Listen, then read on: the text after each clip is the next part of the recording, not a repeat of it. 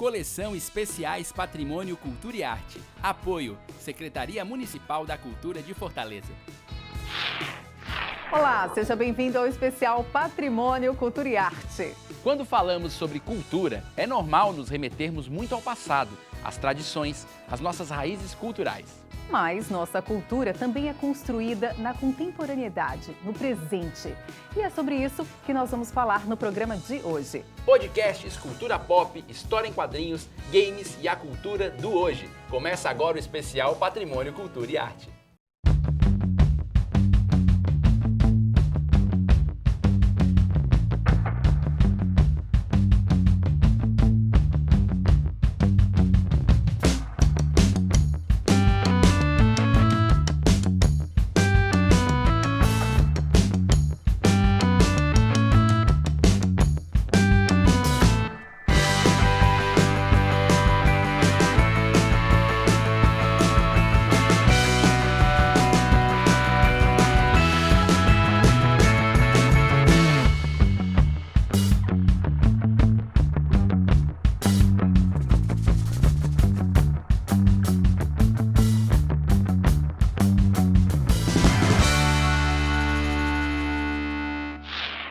Ouvir conteúdo em áudio disponibilizado na internet é cada vez mais comum. A cultura do podcast está tão popular que na terceira edição do Festival Vida e Arte tivemos um espaço para conversar sobre essa mídia. Olha só.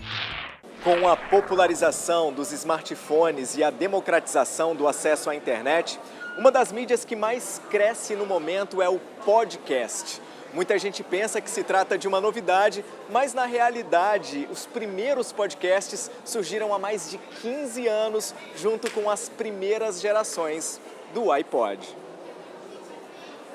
A origem do podcast, ele basicamente veio dos Estados Unidos, né, com os programas de rádio, migrando para a internet, justamente com a introdução da internet.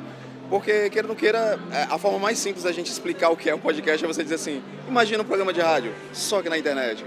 E tem uma equipe de um site chamado Nerd, o Jovem Nerd, com o seu Nerdcast, ele foi um dos principais percussores do podcast aqui no Brasil, certo? Então, assim, eles acabaram ditando algumas regras, a forma de fazer, esse lance de bate-papo, mesa de bar. Então, muita gente acabou seguindo esses padrões também. Só que hoje em dia o podcast ele criou asas. Hoje em dia o podcast ele é muito plural. Hoje em dia você não tem podcast apenas de cultura pop, você tem podcast sobre religiosidade, você tem sobre economia, você tem para quem quer emagrecer, tem podcast sobre tudo, cara. A gente tem uma rede de podcast, na verdade, com alguns diferentes, mas o carro-chefe que a gente acaba falando é de coisas relacionadas à cultura. Muito do que é dito costumeiramente é chamado de cultura pop, mas outras coisas, outras formas de literatura, de falar algumas coisas de artes. Mas a gente tem o formato principal e o mais clássico da gente é de indicação de conteúdo, de coisas para você ver, assistir, ler. Um vídeo com possibilidades infinitas e que vai muito além do que eu acho que, sei lá, muito do que a gente pode ver de podcast. Então é a forma da gente entender e começar a produzir. Eu preciso ter uma linha, eu preciso ter um direcionamento. Até imagina, eu com a minha voz, tentar descrever para que as pessoas consigam visualizar como você já é bonito. Uma das grandes vantagens do podcast é o fato de você conseguir potencializar o seu tempo, ouvindo assuntos do seu interesse a qualquer momento, inclusive fazendo outras atividades ao mesmo tempo que não ocupam o seu canal auditivo. Bom exemplo é fazer isso vendo uma exposição. Além de produzir podcast, eu sou um grande consumidor de podcast. Eu basicamente, se você perguntar assim, eu não ouço música, mas hoje em dia. Ouço música quando eu estou em casa, querendo dar uma relaxada e tal, mas no meu dia a dia é podcast, porque o podcast me permite, eu vou malhar. Academia é chato pra caramba. Eu tô ali 1h30, eu ouço um episódio de um podcast. Eu baixo meu podcast e deixo no playlist. Então, é essa facilidade da mídia em você consumir ela. Você tem viagens longas, por exemplo, no ônibus. Eu tenho que ficar no ônibus 2 horas. Cara, bota num agregadorzinho ali, bota no teu celular e curte. Porque, às vezes, uma das coisas mais interessantes na mídia do podcast é que você tá dentro do papo. Os caras estão falando ali, mas você também está participando lá de fora. Você fica, não, peraí, eu concordo com isso aí. Ou não, eu discordo, vocês estão falando besteira. Então você acaba interagindo e vivendo essa mídia no teu dia a dia, porque ela te permite isso também, né? Vocês, como ouvintes, vocês sabem, o que é importante no podcast é o carisma da pessoa que tá falando isso. Você não precisa necessariamente concordar com a pessoa, sabe? Mas você gosta de ouvir, inclusive, um ponto de vista que você não gosta. Né? Ela vai cada vez mais crescendo. Quantas vezes a gente já reclamou até do YouTube que tinha muita porcaria e está aumentando. As pessoas estão consumindo cada vez mais. Que consumo vai. Podcast, diferente de outras mídias, é uma mídia insistente, no sentido de que, na verdade, existe uma relação diferente entre quem consome podcast e quem consome vídeos no YouTube e tudo mais. Eu acredito que quem consome podcast acaba tendo um relacionamento maior com a mídia consumida, porque geralmente são mais longos, tem a coisa de você poder escutar dentro da sua rotina em forma mais ampla. Não é como, por exemplo, você vê um vídeo no YouTube que tal hora você para ver o vídeo. Podcast você faz enquanto está fazendo as outras coisas. Então acho que podcast acaba entrando dentro da rotina das pessoas de forma mais cabível, dentro da correria, das obrigações de todo mundo. As pessoas aceitam um podcast de 1 hora, de 2 horas, tem podcast de 2 horas tranquilamente. Então é uma forma mais ampla de você abordar um assunto. Às vezes o podcast ele é uma excelente ferramenta para você entender política internacional, porque você tem mais tempo de elaboração, mais tempo de abordar os assuntos. Você tem como trabalhar mercado dentro do podcast, literatura. Alguns autores eles utilizam a mídia de podcast para ensinar ferramentas de narrativa. Então essa é a grande vantagem do podcast, essa pluralidade e esse espaço mais amplo que o podcast permite abordar os assuntos, né? O público que atinge é o público que fica, ele permanece. Então a base de público acaba sempre aumentando no decorrer dos anos. E felizmente aqui no Brasil nos últimos anos tem tido uma variedade maior de produtores e de temas. E essa variedade, esse aumento de número de temas, eu acho que é o que possibilita muito a coisa, o que torna muito mais fácil o acesso de novos ouvintes, novos consumidores dessa mídia. Porque se você entender podcast, como a gente estava falando, como um negócio, é uma excelente forma de você atingir determinados nichos, de eu querer falar com determinados públicos. Por exemplo, o meu podcast, como um podcast literário, é uma forma que eu encontrei de divulgar o trabalho de vários autores. Porque eu falo de um produto deles em específico, uma escrita deles em específicos, e faço pequenos audiodramas no decorrer do papo, e vou inserindo. E as pessoas vão ouvindo e vão ficando curiosos. Então, assim, a gente vai abordar justamente a forma como o podcast, ele é um produto, e é um produto extremamente rentável. Basta a gente conseguir devagarinho chegar nos lugares certos. Não são apenas os podcasts que estão em alta. Os canais no YouTube e os streamings, principalmente sobre séries e filmes, também têm grande audiência e fidelidade. Os YouTubers, quando focados em bom conteúdo, fazem sucesso. É o caso de Mikan, que foi uma das atrações do Festival Vida e Arte e passou em nosso estúdio para conversar sobre esse assunto. Tudo bem? Essa carinha de menina sapeca, alegre, de bem com a vida, disposta a fazer um montão de coisas pela primeira vez no Nordeste, pelo que você me falou. Primeira vez que eu venho pro Nordeste, primeira vez em Fortaleza, obviamente, né? Primeira vez no Nordeste, obviamente, sim, primeira vez em Fortaleza. Canal Mikan. Isso. Quando começou, quando ele pegou e que deu no que deu, que está dando? Foi assim, tem uma série que eu gosto muito que se chama Game of Thrones. Que é a maior série atualmente, né? É uma das maiores séries atualmente e é uma série que tem muitos spoilers, tem muitas coisas, reviravoltas que podem estragar se você fala para as pessoas. Sim. E nessa época eu já tinha saído do Omelete, eu estava trabalhando com jornalismo gastronômico que não tinha nada a ver com isso, mas nas redes sociais ainda tinha um pessoal que me seguia e perguntava a minha opinião, porque sabia que eu gostava dessa série. Sim. E eu não podia falar os spoilers para eles, porque todo mundo ia ver e eu podia estragar a experiência de alguém. Entendi. Então, ou eu abria um blog, ou eu abria um canal no YouTube. E aí? Aí, como eu já tinha um público que gostava de me ver nos vídeos, eu achei que seria legal abrir um canal. Foi assim, foi difícil porque eu ainda era muito tímida para as câmeras. E já tem quanto tempo o canal Mikan? Isso faz 3 anos. Você é jovem, praticamente nasceu junto com a internet no Brasil, essas coisas cresceram com você? Isso é verdade. Eu sou uma pessoa que sempre usou muito internet. Eu demorei um pouco para ter acesso, porque eu só fui ter internet em casa quando eu já tinha 10 anos de idade. Que foi um pouco depois do pessoal da minha idade, mas a gente demorou para instalar em casa mesmo. Mas aí logo que eu entrei eu não saí mais. Eu participava de fóruns, participava de discussões sobre as coisas que eu gostava, sobre os desenhos, sobre as séries que eu gostava. Enfim, a vida toda envolvida aí. Eu queria falar agora com você desse painel que você veio participar, que tem esse título que eu quero que você traduza pra gente aqui. Girl Power, ou seja, o poder da garota, da mulher, e no universo nerd. Quer dizer, uma mistura aqui de inglês com o nosso português. Qual é a abordagem nesse painel exatamente? Desse poder, desse Girl Power no universo nerd? A gente fala muitas palavras em inglês às vezes, né? Fica sempre confuso. Sim. O universo nerd é isso que a gente vê bombando atualmente, né? Então você tem muita coisa, desde os desenhos japoneses que eu falei, até o que é mais tradicional como Star Wars, os filmes de super-heróis, os quadrinhos, os videogames, tudo isso está dentro do escopo aí dos nerds. São coisas que eu gosto de chamar da cultura nerd, da cultura pop, né?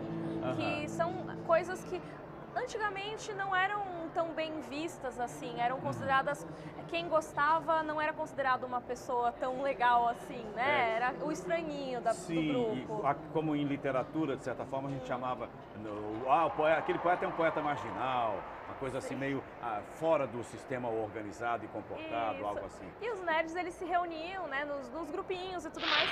Nem só do mundo da virtualidade vive a cultura contemporânea. O aumento do consumo de quadrinhos, por exemplo, é um indicador que a população curte essa cultura pop e de massa.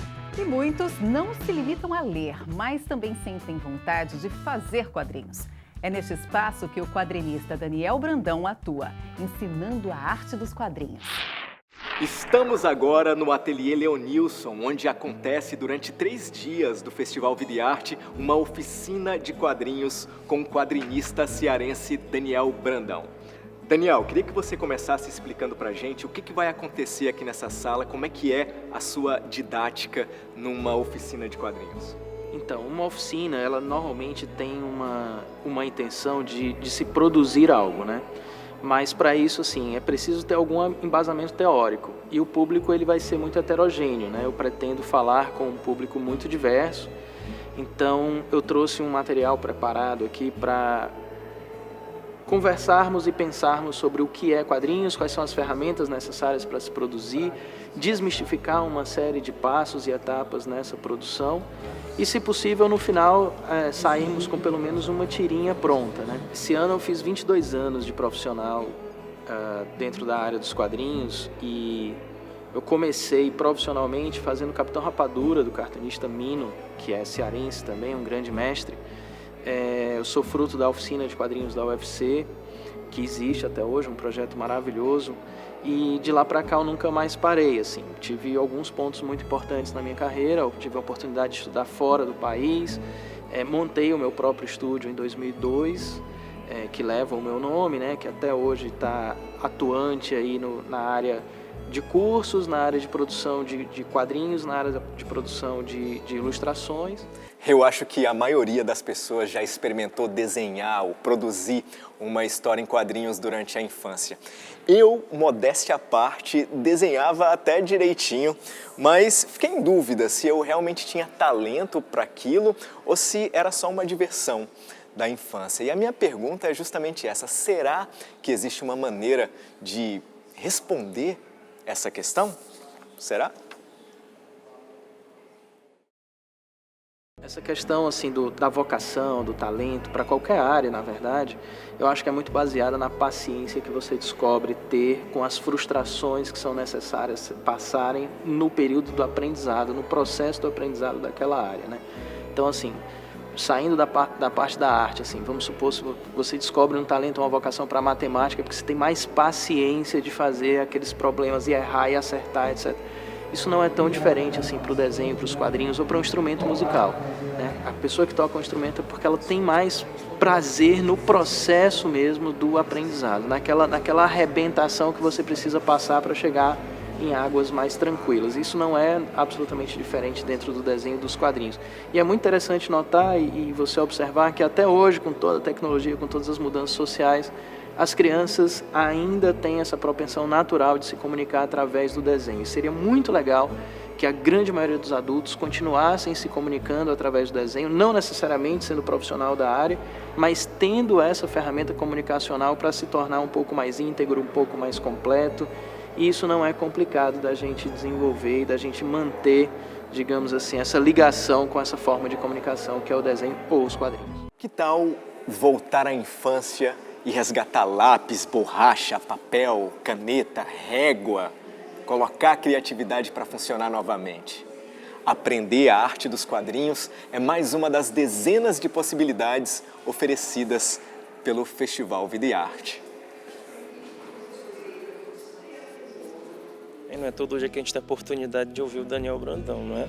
Eu já conheço um pouquinho do trabalho dele. Eu faço o curso junto com esse meu amigo de oficina de quadrinhos voltado para a questão docente, né, sala de aula.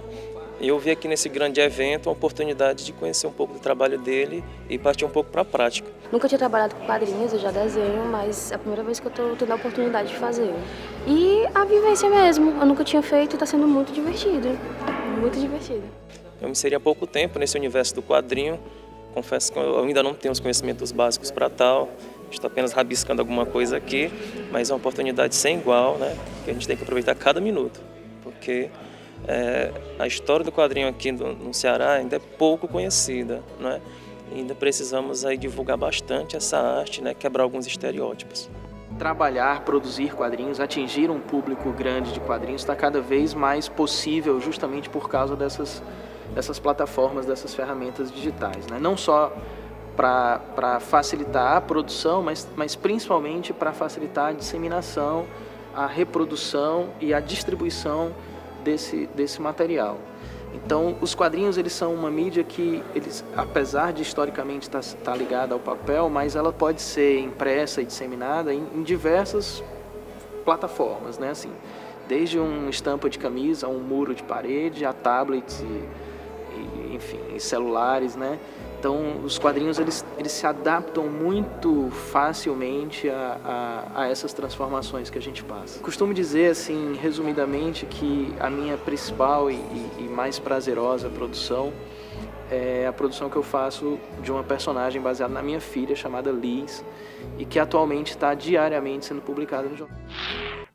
Há algum tempo, os jogos deixaram de ser um entretenimento de adolescente para se transformar em um dos mercados em grande crescimento em todo o mundo. Hoje, a indústria de games movimenta mais de $1 bilhão por ano. Jogos educam, divertem e até jogadores profissionais já tratam como um esporte. Ezequiel Noronha, criador da União Cearense de Gamers, conversou com o jornalista Odilon Camargo. O bate-papo rendeu. Olha só. Eu estou aqui com o Ezequiel Noronha, que é professor do Centro Universitário Estácio, no curso justamente de Jogos Digitais, e presidente da UCEG, que é a União Cearense de Gamers. Aqueles que jogam, apaixonados. Como tem até uma turma aí que são viciados em game, parece que eu recebo. Teve até uma matéria recente que falou sobre a questão do vício, né? É tudo por conta do exagero, mas é tudo diversão. Isso. Ezequiel, conta pra gente então, aliás, até do seu envolvimento com isso, evidentemente tem aí uma paixão, tem um prazer de trabalhar com aquilo que gosta e tal. Me conta o seu envolvimento e depois a gente dá um passeio por esse mercado de jogos, que é a palestra que você veio ministrar aqui no Festival Vida e Arte, junho de 2018. Você deve ter conhecido o Atari. Sim, sem dúvida. Da década de 80. Eu ficava olhando. Assim. Era um videogame fantástico, é um videogame ainda fantástico, e saíram versões agora de relançamento, né, recentemente, e que com certeza encantou muitas pessoas. E os jogos realmente eles encantam, porque os jogos ele tem um conteúdo lúdico. Sim, ele envolve a diversão, ele faz com que a pessoa esteja imersa dentro daquele contexto e ela consiga com isso se passar por outros personagens, viver outras vidas e estar dentro de um contexto que é fora da sua realidade. Isso é o que muita gente quer. Sim. Né? E com certeza é um mundo, é um universo que tem várias vertentes e na qual eu ensino tem várias áreas que você pode estar trabalhando e estudando. Tem pessoas que compõem música para jogos, roteiro para jogos, programação para jogos, modelagem, arte que você coloca dentro da personificação dos elementos de um jogo. Tudo isso você pode estar colocando e vendo na construção desse elemento chamado jogo. Você falou videogame, né? Videogame é o jogo. Aqui no Brasil, popularmente, nós conhecemos videogame como o console, que é o aparelho que você coloca o jogo, tá certo, para poder jogar. Mas videogame, no geral, aqui no Brasil é conhecido como aquele aparelhinho. O software. Isso. Não, o hardware. O hardware. Tem uma brincadeirinha até na área de tecnologia que a gente fala, né? Que software é o que a gente xinga e hardware é aquilo que a gente chuta. Pra gente poder conhecer. Mas é isso aí. E o mercado de jogos, ele hoje, ele é muito abrangente. Como eu falei, ele envolve muitas áreas e também muitas cifras. Para você ter uma ideia, o mercado no mundo hoje, ele pega mais de 100 bilhões de dólares no faturamento. Repita. 100 bilhões, mais de 100 bilhões de dólares no seu faturamento.